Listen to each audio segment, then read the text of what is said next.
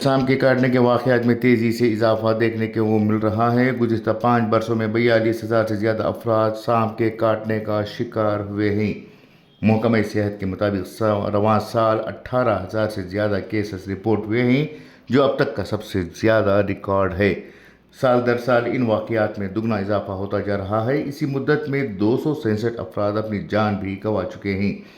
ریاست میں سانپ کے کاٹنے کے معاملات کو سنجیدگی سے لیا جا رہا ہے، جس کے تحت سرکاری اسپتالوں کے ساتھ ساتھ نجی اسپتالوں کے لیے بھی لازمی ہے کہ وہ ہر کیس کی اطلاع محکمے کو دیں۔ اسی وجہ سے محکمے کو ریاست بھر سے درست اور مکمل اعداد و شمار مل رہے ہیں۔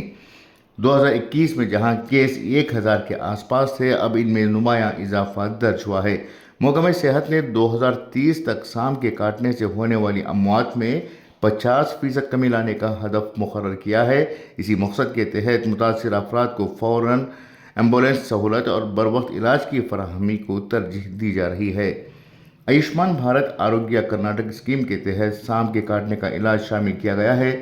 حکومت نے اس علاج کے لیے درجہ وار نرخ مقرر کیے ہیں اور اسپتالوں کو ہدایت دی ہے کہ وہ کسی طرح کا پیشگی خرچ طلب کیے بغیر علاج فراہم کریں۔ علاج کا خرچ سورن آروگیہ سرکشا ٹرسٹ کے ذریعے اسپتالوں کو واپس کیا جائے گا۔ سانپ کے کاٹنے کی صورت میں عام وارڈ میں یومیہ 1,350 روپے کا معاوضہ سرکاری اسپتالوں کے لیے مقرر ہے، جبکہ نجی اسپتالوں کے لیے یہی رقم 2,300 روپے ہے۔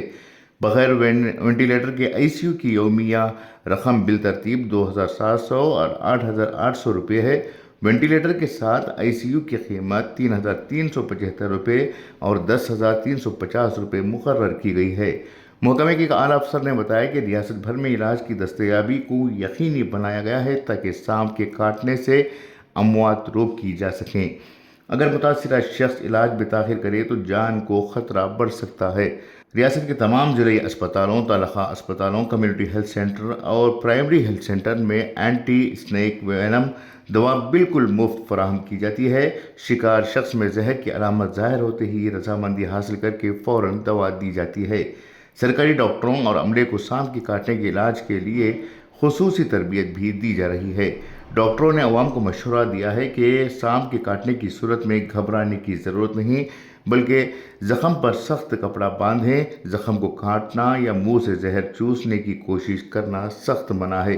متاثرہ حصے پر کچھ بھی نہ لگائیں۔ اگر پاؤں یا ہاتھ میں جوتا یا زیور ہو تو فوراً نکال دینا چاہیے۔ مریض کو بائیں کروٹ لٹا کر متاثرہ حصے کو کم سے کم حرکت دینا چاہیے اور فوراً ایمبولینس یا کسی دوسرے ذریعے سے قریبی اسپتال لے جانے کی ہدایت دی گئی ہے۔ بیورو رپورٹ، انقلاب نیوز، بنگلورو۔